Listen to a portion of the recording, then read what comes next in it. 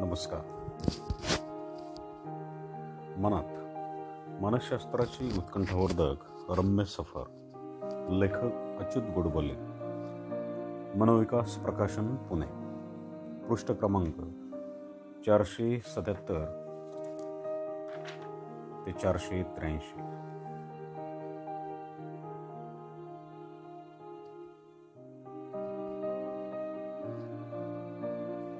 Autism. Autism हा मनोविकारातला एक महाराक्षस आहे. ऑटिझम या ऑटेस या ग्रीक शब्दापासून निर्माण झालेला शब्दाचा अर्थ स्वतः असा होतो, जसं ऑटोमोबाईल, ऑटोमॅटिक वगैरे.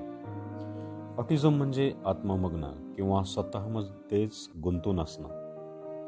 नॉर्मल आणि ऑटिस्टिक मुलं यांच्यातली सीमारेषा सुरुवातीला धुसर असते. त्यामुळे मुलं सामान्यपणे सहजपणे वाढत नाही हे लवकर लक्षात येणं पालकांना कठीण जातं. ऑटिस्टिक मुलं बाह्यदर्शनीने नॉर्मल दिसतात, पण त्यांचे हावभाव, त्यांचं हात उडवणं, विचित्र हसणं असे प्रकार सुरू झाले की हे प्रकरण वेगळं आहे याचा अंदाज इतरांना यायला लागतो. कित्येक लोक मग त्याला स्क्रूढिला झालेला किंवा मतिमंद समजायला लागतात. मुलाला वाढवता येत नाही असा प्रत्यक्ष अप्रत्यक्षपणे सेरा इतर जण पालकांना देतात.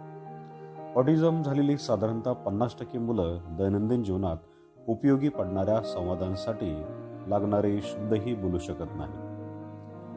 त्यांच्या वागण्याचं स्टिरियोटाईप, कंपल्सिव्ह, रिच्युअलिस्टिक अँड रिस्ट्रिक्टेड अशा 4 प्रकारात वर्गीकरण केलं जातं. स्टिरियोटाईप म्हणजे विनाकारण तीच ती अशी निरुपयोगी हालचाल करणं, टाळ्या वाजवणं, डोकं, हात किंवा शरीर एकसारखं हलवणं. कंपल्सिव्ह म्हणजे कोणीतरी जबरदस्ती किंवा सक्ती केल्यासारखी कृती किंवा हालचाली करत राहणं. उदाहरणार्थ, वस्तू एका विशिष्ट पद्धतीनंच लावणं. ऑटिस्टिक मुलांना कोणताही बदल चालत नाही. रिच्युअलिस्टिकचं उदाहरण म्हणजे रोज तेच कपडे घालणं आणि एकाच प्रकारचं खायला लागणं. अशा खाण्याच्या सवयींमुळे काहींना पोटाचे विकारही असतात. रिस्ट्रिक्टेड बिहेवियरमध्ये टीव्हीवरचा एकच एक कार्यक्रम पाहणं अशा तऱ्हेच्या गोष्टी मोडतात. ज्या मुलांमध्ये ऑटिझम आणि मतिमंदत्व या दोन्ही गोष्टी असतील ती मुलं बऱ्याचदा आक्रमक होतात.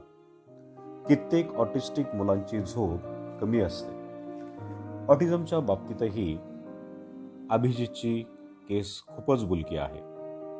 अभिजित हा साधारण 2.5 वर्षाचा असताना हळूहळू त्याचं बोलणं, खेळणं आणि भोवतालच्या सगळ्या गोष्टींमधलं लक्ष कमी व्हायला लागलं. कधी छतावर गरगर फिरणाऱ्या पंख्याकडे निरर्थकपणे एकटक पाहत राहणं, तर कधी अकारण हसत सुटणं आणि कधी हात झटकल्यासारखे उडवत एका खोलीतून दुसऱ्या खोलीत पळणं. तिथून परत काहीतरी विसरल्यासारखं पुन्हा पहिल्या खोलीत येणं आणि पुन्हा लगेच दुसऱ्या खोलीत पळत सुरू झालं. यालाच हायपर ॲक्टिव्हिटी असं म्हणतात. हळूहळू अभिजितचं डोळ्याला डोळा भिडवणंही नाहीसं झालं. अभिजित, तुझं नाव काय असं त्याला विचारल्यावर तोही उलट अभिजित तुझं नाव काय असे म्हणे. यालाच इकोलॅलिया असे म्हणतात. तो गंमत करतोय असं म्हणावं तर त्याच्या डोळ्यात लहान मुलांचा मिश्किलपणा अगर खोडसाळपणाही दिसत नसे. त्याला कोणी मित्र नव्हते. हवी असलेली गोष्ट तोंडानं मागण्याऐवजी तो हाताने खेचून त्या वस्तूपर्यंत नेऊन तिच्याकडे बोट दाखवायला लागला. तो कशावरच फार काळ लक्ष केंद्रित करू शकत नसे. याला अटेन्शन डेफिसिट असं म्हणतात. त्याला जेव्हा डॉक्टरांनी तपासलं तेव्हा ऑटिझमचं निदान झालं. ऑस्ट्रियात जन्म झालेल्या लिओ कॅनर आणि हॅन्स ॲस्पर्जर या 2 संशोधकांनी स्वतंत्रपणे अनेक मुलांचं निरीक्षण करून ऑटिझमचा अभ्यास केला. ॲस्पर्जरनं फिट्स व्ही नावाच्या मुलाची पहिली केस बघितली. फिट्स पुढं शिकणं शक्य नाही असं त्याच्या वयाच्या 6व्या वर्षीच त्याच्या शिक्षकांनी जाहीर केलं होतं. फिट्स हा खूपच चुळबुळ्या म्हणजेच रेस्टलेस होता. हाताला लागेल ते तो उचलून फेकून द्यायचा आणि कित्येकदा फोडायचा. तो कुठलेच खेळ खेळत नसे. फक्त जागच्या जागी उड्या मारणं आणि दुसऱ्याला मारणं हाच त्याचा खेळ होता. एकतर तो संपूर्ण एकाकीपणे स्वतःतच गुंतून काहीतरी करायचा किंवा आक्रमक तरी व्हायचा. कुठलेही विचार, कुठल्याही भावना किंवा कुठलेही व्यवहार याचं त्याला ज्ञान किंवा जाणीवच नसे. तो फारसा बोलत नसे आणि त्यानं काही शब्द उच्चारलेच तर ते अस्पष्ट आणि असंबंध असत. तो कुठल्याही प्रश्नांचं उत्तरच देत नसे. कित्येकदा तो विचारलेला प्रश्नच समोरच्याला पुन्हा विचारणाऱ्यालाच विचारे, तुझं नाव काय? या प्रश्नाचं उत्तर तुझं नाव काय या प्रश्नानंच मिळे. पहिल्यांदा फीडची बौद्धिक पातळी किती आहे हे ॲस्पर्जरला समजेना, पण फीड्स अत्यंत गुंतागुंतीची आकडेमोड करू शकत असे असं त्याचे आईवडील सांगत. ॲस्पर्जर नंतरही ते पडताळून बघितलं. ॲस्पर्जर सिंड्रोम हा ऑटिझमचाच एक सौम्य प्रकार आहे. या विकाराचं नाव ॲस्पर्जरच्या नावावरून पडलं. त्यानं 400 मुलांचा सखोल अभ्यास करून त्याची थिअरी मांडली होती. ॲस्पर्जरला प्रसिद्धी मात्र खूपच कमी मिळाली. ॲस्पर्जर जेव्हा हे सगळे टिपून ठेवत होता तेव्हा कॅनरला याचा पत्ताच नव्हता. कॅनरनं काही मुलांमध्ये असेच गुणधर्म पाहिले होते. जॉन हॉपकिन्स विद्यापीठात असताना लिओ कॅनरनं 11 मुलांचं निरीक्षण केलं होतं. ही मुलं आवाज किंवा स्पर्श यांना अजिबातच प्रतिसाद देत नसत. त्यांना जवळ घेऊन कवटाळावं तर ते निर्जीव ठोकळ्यासारखी थंड वाटत. त्यांच्या हात कुठेच प्रेमाचे मिठी मारणं नव्हतं. त्यांच्या शरीरांच्या हालचालीत तोचपणा होता. त्या मुलांना समाजात वावरण्यात आणि लोकांशी बोलण्यात येणारी अडचण, कोणत्याही प्रकारच्या बदलाचा अस्वीकार, प्रश्नांचं उत्तर परत तोच प्रश्न विचारून देणं म्हणजेच इकोलेलिया, भाषा खुंटणं, डोळ्याला डोळा न भिडवणं, हायपर ॲक्टिव्हिटी, अटेन्शन डेफिसिट अशा अनेक समस्या होत्या. हे कॅनरच्या लक्षात आलं होतं. स्वतःमध्येच मग्न असलेल्या या मुलांच्या विकाराला या दोघा संशोधकांनी स्वतंत्रपणे ऑटिझम हे नाव दिलं. ऑटिस्टिक मुलांना खेळही समजत नाही. याचं कारण चोर शिपाईसारखे अनेक खेळ आपल्या प्रत्यक्ष आयुष्याशी आणि आजूबाजूच्या समाजाशी निगडीत असतात. उदाहरणार्थ, चोर चोरी करतो किंवा पोलीस त्याला पकडतात हे समजण्याकरता मालकी हक्क, चोरी, कायदे, पोलीस अशा काही गोष्टी या जगात आहेत याचंच मुळात पहिल्यांदा भान असावं लागतं. तेच जर समजलं नाही तर चोर शिपाई खेळणार तरी कसं? हे जगाचं भान नसल्यामुळेच विमानासारखं कुठलंही खेळणं ऑटिस्टिक मुलांच्या हातात पडलं तर ते विमान उडवल्यासारखा हात करण्याऐवजी ही मुलं नुसतंच त्याकडे बघत तरी बसतात किंवा निरर्थकपणे ते गरगर फिरवत बसतात. या मुलांना मित्र असायचं कारण राहत नाही. ही मुलं एककल्ली असतात. ती बहिर असल्यासारखी वागतात आणि कित्येकदा बोलूच शकत नाहीत. शिवाय क्वचित बोलली तरीही त्यांच्याशी संवाद होणं जवळपास अशक्यच असतं. उदाहरणार्थ, खाली वाण्याकडे जाऊन हमाम किंवा लक्स यातला जो स्वस्त असेल तो साबण घेऊन ये आणि शिवाय 10 रुपयांचे फुटाणे विकत घेऊन उरलेले पैसे मोजून परत आण असं कुणी ऑटिस्टिक मुलाला सांगितलं तर त्याला कळणंच ते शक्य नाही. याचं कारण ते कळण्यासाठी दुकान, किंमत, पैसे, व्यवहार, हुज्जत, आकडेमोड अशा अनेक गोष्टी, त्यांचे एकमेकांशी आणि जगाशी असलेले संबंध याची जाणीव असावी लागते. आणि नेमकी तीच ऑटिस्टिक मुलांमध्ये नसते. ऑटिस्टिक मुलं त्यांच्या जगात एकाकीपणे जगत असतात. ते एखाद्या यंत्राप्रमाणे वागतात. तेच ते बोलतात आणि हावभाव करतात. राग, आनंद, मत्सर अशा भावनाही ते दाखवत नाहीत. त्यांना विनोदही कळत नाहीत. याचं कारण विनोदात वास्तवतेचं, समाजाचं, माणसातल्या नात्याचं विडंबन असतं. पण इथे तर वास्तवतेचा, बाह्य जगाचा, समाजाचा थांगपत्ताच नसतो. मुलं स्वाभाविकपणे आईवडिलांना बिलगतं तशी ही मुलं बिलगत नाहीत. खरं तर बाहेरच्या जगाची त्यांना कल्पनाच नसते. त्यांना तोचपणा आवडतो. त्यामुळे दैनंदिन कार्यक्रम थोडा जरी बदलला तरी त्यांना राग येतो. काही मुलं त्यातून बरीच हिंसकही होतात. पण आश्चर्य म्हणजे यातली काही मुलं ठराविक तऱ्हेची कोडी चटकन सोडू शकतात. काहींना शेकडो गाणी पाठ असू शकतात, तर काहींना मोठमोठी वेळापत्रक पाठ असतात. पण या कौशल्याचा मुलाच्या सर्वांगीण विकासाशी आणि वाढीशी संबंध नसतो. म्हणून अशांना इडियट सावा म्हणतात. पण एवढं असूनही त्यांच्यातलं प्रत्येक मूल इतरांपेक्षा वेगळं असतं. आजच्या आपल्या ऑटिझम विषयीच्या बऱ्याचशा कल्पना कॅनरच्या लेखनावरून बनलेल्या आहेत. ऑटिस्टिक मुलांमध्ये काही वेळा मतिमंदत्व, हायपर ॲक्टिव्हिटी म्हणजे सतत इकडून तिकडून धावणं, अटेन्शन डेफिसिट डिसऑर्डर किंवा ADD म्हणजेच एकाग्रतेचा अभाव अशी लक्षणे दिसून येतात. प्रत्येक मुलात या लक्षणाचं प्रमाण कमी अधिक असतं. या सर्व गोष्टींना मिळून परव्हेसिव्ह डेव्हलपमेंट डिसऑर्डर म्हणजे PDD असं म्हणतात. ऑटिझम ही एक परव्हेसिव्ह डेव्हलपमेंटल डिसऑर्डरच्या 5 मुख्य प्रकारांपैकी एक आहे. यातलाच एक प्रकार ॲस्पर्जर सिंड्रोम. हा ऑटिझमचा खूपच सौम्य प्रकार असतो. रेट सिंड्रोम आणि चाइल्डहुड डिसइंटिग्रेटिव्ह डिसऑर्डर हे विकारही ऑटिझम सारखेच असतात. ऑटिझम आणि यासारखे हे असे अनेक विकार विचारात घेऊन अलीकडे ऑटिझम स्पेक्ट्रम हा शब्द वापरतात. त्यात ॲस्पर्जर सिंड्रोम सारख्या सौम्य प्रकारातून ते खूप तीव्र असलेल्या ऑटिझमच्याच सगळ्या केसेस मोडतात. हे प्रमाण खरंच इतकं मोठं आहे का? आणि ते प्रमाण वाढतं प्रदूषण आणि इतर काही गोष्टींमुळे अलीकडे खरंच वाढलंय का? पालकांमध्ये वाढणाऱ्या जागरूकतेमुळे त्याचं निदान चटकन होतंय याविषयी पुन्हा वाद आहेतच. साधारणपणे ऑटिस्टिक मुलांचं प्रमाण ऑटिस्टिक मुलींपेक्षा चौपट असतं. 1960 सालमध्ये कॅनरच्याच काळात ब्रुनो बेटलहाइम या मानसशास्त्रज्ञानं भावनाशून्य आणि थंड वृत्तीच्या आईमुळे मुलाला ऑटिझम होतो असा विचार मांडला. अशा आईला तो रेफ्रिजरेटर मदर असे म्हणे. या थिअरीला सायकोजेनिक थिअरी असं बरेच जण म्हणायला लागले. बेटलहाइमच्या या थिअरीमुळे कित्येक आयांना अपराधीपणामुळे प्रचंड नैराश्य आले. काहींनी आत्महत्याही केल्या. या गोंधळात बेटलहाइमच्या थिअरीपासून स्त्रियांना जर कुणी वाचवलं असेल तर 1964 साली बर्नार्ड रिमलँड या मानसशास्त्रज्ञानं लिहिलेल्या एका पुस्तकानं.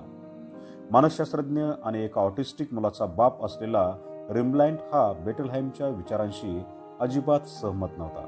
त्यानं अतिशय गांभीर्यानं बेटलहाइमच्या सायकोजेनिक थिअरीवर अभ्यास करायला सुरुवात केली. 1964 मध्ये रिमलँडचं infantile autism the syndrome and its implication for neural theory of behaviour हे पुस्तक प्रसिद्ध झालं. ऑटिस्टिक मुलांच्या शरीरात किंवा मेंदूत बिघाड असू शकतो याकडे बेटलहाइम दुर्लक्ष करतोय अशी टीका या पुस्तकात रिमलँडनं बेटलहाइमवर केली. ऑटिझमसाठी जीवशास्त्रीय कारणं जबाबदार असू शकतात यावर त्यानं जोर दिला. या थिअरीला बायोजेनिक थिअरी म्हणायला लागले. आज ऑटिझमचा जो विचार होतो त्याची सुरुवात त्याच्या पुस्तकामुळे झाली असं म्हणावं लागेल.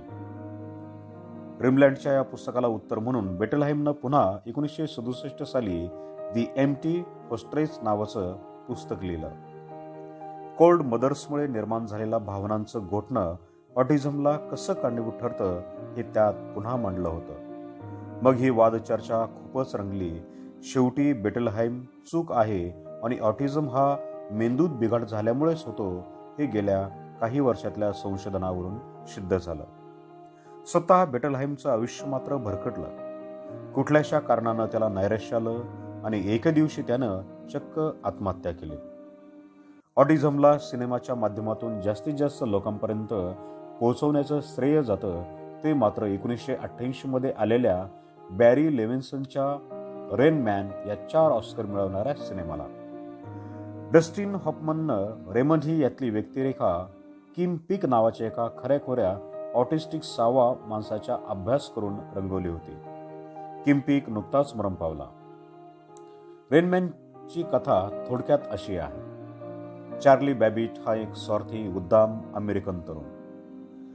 4 लंबोर्गिनी गाड्या ग्रे मार्केटमधून घेऊन बाहेर विकायच्या असं तो ठरवतो. त्याबद्दल त्याला एन्व्हायरमेंटल प्रोटेक्शन एजन्सीकडून धमक्या येत असतात. अशा परिस्थितीला कंटाळून तो सुझान नावाच्या मैत्रिणीबरोबर सहलीला निघतो पण अचानक वडील गेल्याची बातमी कळाल्यामुळे तो तिकडे जातो. तेवढ्यात $30 लाख इस्टेट वडिलांनी एका अज्ञात ट्रस्टच्या नावाने केली आहे अशी धक्कादायक बातमी त्याला कळते आणि चार्लीच्या वाट्याला येतात, ती म्हणजे फक्त गुलाबाची रोपं आणि एक बुईक गाडी. तो यामुळे प्रचंड वैतागतो. अर्थात गप्प बसून तो वास्तव स्वीकारत नाही. इस्टेट कोणाच्या नावावर आहे याचा शोध तो वॉलब्रुक येथे पोहोचतो. तिथे त्याला आपल्याला एक भाऊ आहे आणि नुसताच भाऊ आहे इतकंच नाही तर तो ऑटिस्टिक आहे हे कळतं. त्या भावाचं नाव रेमंड असतं. चार्लीला ऑटिझम म्हणजे काय याचा काहीच पत्ता नसतो. रेमंड एका ऑटिस्टिक माणसांची काळजी घेणाऱ्या ट्रस्टच्या संस्थेत राहत असतो. त्यांच्या वडिलांनी ती इस्टेट याच ट्रस्टच्या नावाने केलेली असते. यानंतर द्वेष, जवळीक, आपुलकी आणि प्रेम अशा या दोन भावांमधल्या नात्यांचा प्रवास चालू होतो. रेनमॅनमध्ये रेमंड ऑटिस्टिक असल्याचं अनेक प्रसंगातून दाखवलंय. रेमंडला त्याच्या दैनंदिन जीवनात कोणताही बदल चालत नाही. जेवण, झोप यांच्या वेळा, आठवड्यात कोणत्या वारी, जेवणात काय मेनू असावा हे सर्व त्याला काटेकोरपणे लागतं. We have pepperoni pizza Monday night अशी वाक्ये सिनेमात नेहमी येतात. अगदी दुःखात असतानाही तो नजरेला नजर देत नाही. त्याला स्पर्श चालत नाही. त्याला सांभाळणारा माणूस म्हणतो, I don't think people are his first priority. सतत तो आपल्याच नादात असतो. असं असलं तरी रेमंडमध्ये फोटोग्राफिक मेमरी, गणिती आकडेमोड अशी कौशल्य असतात. ऑटिझम हा एक सहज बरा होणारा रोग आहे असंच प्रथम चार्लीला वाटत असतं. पण तसं घडत नाही. त्यामुळे तो हताश होत जातो. काही वेळा तो रेमंडच्या विशिष्ट कौशल्यांचा गैरवापर करून घेतो. लास वेगासला तो रेमंडच्या फोटोग्राफिक मेमरीचा उपयोग करून जुगारात अमाप पैसा मिळवतो आणि स्वतःला झालेलं कर्ज चुकवतो. नंतर मात्र त्याला ऑटिझम आणि रेमंड यांच्याविषयी जास्त कळत जातं. त्याच्यातला वेगळेपणा पण तरीही असणारा निष्पाप निरागसपणा त्याला जाणवतो आणि मग मात्र त्याला रेमंडबद्दल आपुलकी वाटायला लागते. सिनेमाच्या सुरुवातीला रेमंडला सगळी इस्टेट मिळाली म्हणून त्याचा द्वेष करणारा चार्ली सिनेमाच्या शेवटी स्वतःला मिळालेल्या मोठ्या रकमेचा चेक नाकारून भावासोबत राहण्याची इच्छा व्यक्त करतो. पण त्याची इच्छा पूर्ण होत नाही. त्या संस्थेतून रेमंडची सुटका होत नाही. त्यानंतर चार्ली शांतपणे रेमंडचं वॉलब्रुकला परत जाणं मान्य करतो आणि 15 दिवसांनी भावाला भेटायला येण्याविषयी सांगतो. रेमंड लगेच यंत्राप्रमाणे 15 दिवसांचे तास, मिनिटं, सेकंद हे किती क्षणार्धात सांगतो. येथेच हा सिनेमा संपतो. जेरी न्यूपॉर्ट या अमेरिकन लेखक आणि मॅथमॅटिकल सावा माणसांच्या आयुष्यात रेनमॅनचं वेगळं स्थान आहे. ऑटिस्टिक असलेल्या जेरीला बोलणं जमत नव्हतं, पण गणिती आकडेमोड करण्याचं अद्वितीय कौशल्य त्याच्याकडे होतं. रेनमॅन पाहून त्यानं अमेरिकन सोसायटी ऑफ ऑटिझम यांच्याशी संपर्क साधला. त्याला खरं तर ॲस्पर्जर सिंड्रोम होता. त्याला त्याच्या संस्थेत मेरी नावाची बाई भेटली. त्यांनी नंतर लग्नही केलं. रेनमॅनवरून प्रेरित झालेल्या जेरी न्यूपोर्टच्या आयुष्यावर मोझार्ट अँड द फेल हा सिनेमा निघाला. ऑटिझमच्या लक्षणात प्रामुख्याने अनेक ऑटिस्टिक मुलांना कोणाचीच नक्कल आणि अनुकरण करता येत नाही हे लक्षण असतं. म्हणजेच त्यांच्या मिरर न्यूरॉन सिस्टीममध्ये दोष असला पाहिजे असं मत V.S. रामचंद्रन या मेंदूतज्ञानं मांडलंय. आपण दुसऱ्याचं मन ज्या आपल्या मेंदूतल्या पेशींच्या जाळ्यामुळे वाचू शकतो त्या पेशींना मिरर न्यूरॉन्स म्हणतात. दुसऱ्याची सुखदुःख, भावना कळणं, त्याच्याशी समरस होणं म्हणजेच एम्पथी, दुसऱ्याचा हेतू कळणं, दुसऱ्याची नक्कल करणं, भाषा शिकणं याला मिरर न्यूरॉन्स मदत करतात. याच मिरर न्यूरॉन्सचा ऑटिस्टिक मुलांमध्ये अभाव असतो. म्हणूनच त्यांच्या शिकण्याच्या प्रक्रियेत किंवा वागणुकीत खूपच विचित्रपणा येतो. ऑटिझम पूर्णपणे बरा होण्यासाठी आज एकही औषध नाही, पण आक्रमकता, हायपर ॲक्टिव्हिटी यासारखी ऑटिझमची लक्षणं नियंत्रित करता येतील यावर मात्र आज औषधं आहेत. डॉक्टरांच्या सल्ल्याने ती घेतली तर त्यामुळे ऑटिस्टिक मुलं ही जास्त शांत आणि समाजात मिळून मिसळून वागणारी म्हणजेच सोशिएबल होऊ शकतात. पण औषधांबरोबर ऑटिझमवर अनेक थेरपीज जर वापरल्या तर त्याचा फायदा जास्त होतो. Behaviour modification. 1960च्या सुमारास फ्रान्समध्ये डॉक्टर बेराड यांनी काढलेली ऑडिटरी इंटिग्रेशन ट्रेनिंग यांची therapy, discrete trial training therapy, vitamin therapy, occupational therapy, physical therapy, doctor जॉयर्स यांनी सांगितलेली सेन्सरी इंटिग्रेशन थेरपी अशा वेगवेगळ्या थेरपीज आहेत. याशिवाय antiyeast therapy, music therapy, Doman Delacato therapy, autopathy, craniosacral therapy, squeeze machine therapy आणि holding therapy याही वेगवेगळ्या पद्धती आहेत. कॉफमन मंडळींनी ऑप्शन्स इन्स्टिट्यूटमध्ये शिकवला जाणारा सनराईज प्रोग्राम निर्माण केला आहे. 1960मध्ये युआर लोवास या कॅलिफोर्निया विद्यापीठातल्या मानसशास्त्रज्ञांनी विकसित केलेली अप्लाइड बिहेवियर ॲनालिसिस ABA ही पद्धत बऱ्याच पालकांना आणि डॉक्टरांना मान्य झालेली आहे. आपल्याला हवा तसा प्रतिसाद मिळवण्यासाठी आपलं वागणं शिस्तबद्ध पद्धतीने बदलणं या कल्पनेवर ABA आधारित आहे. Hans Andersen, Arthur Conan Doyle, Mozart, Beethoven, Van Gogh, Newton, Einstein, Adolf Hitler, Michelangelo, Ramanujan, Nikola Tesla, Ludwig Wittgenstein या सगळ्यांमध्ये अतिसौम्य ॲस्पर्जर सिंड्रोमची लक्षणं होती असं काही लोकांचं म्हणणं आहे. मुलाला ऑटिझम झाला आहे हे समजल्यावर पालक खूपच खचून जातात. पण ऑटिस्टिक मुलांच्या पालकांनी स्वतःवर रागवणं, नशिबाला दोष देणं, प्रसंगी मुलाची पिटाई करणं यापेक्षा एकत्र येऊन एकमेकांना मदत करण्याची, निदान धीर देण्याची आज खूपच गरज आहे. इंग्लंडमध्ये 1962मध्ये पहिली ऑटिस्टिक सोसायटी स्थापन झाली. अमेरिकेत स्थापन झालेल्या ऑटिझम सोसायटी ऑफ अमेरिका या संस्थेत ऑटिस्टिक मुलांचे पालक आणि तज्ज्ञ हे विविध उपचार पद्धती आणि त्यांची परिणामकारकता यांचा आढावा घेतात. मुंबईतल्या काही पालकांनी एकत्र येऊन फोरम फॉर ऑटिझम स्थापन केला आहे. कॅनरच्या वेळी ऑटिस्टिक मुलांचं प्रमाण दर 10,000 मध्ये 4 एवढं त्याला वाटलं होतं, पण आता ते प्रमाण 150 ते 1 एवढं आहे. काहींच्या मते ते 100 पैकी 1 आहे. कोरियात तर एका पाहणीत ते दर 80 मध्ये 1 एवढं आढळलं. हा जरी अपवाद समजला आणि हे प्रमाण जरी 150 मध्ये 1 एवढं मानलं तरी फक्त मुंबईत 80,000 ऑटिस्टिक मुलं आहेत. इतरही प्रत्येक शहरात अशी हजारो ऑटिस्टिक मुलं आहेत. त्यांच्यासाठी आज महाराष्ट्रात हजारो शाळांची आणि निवासी संस्थांची गरज आहे.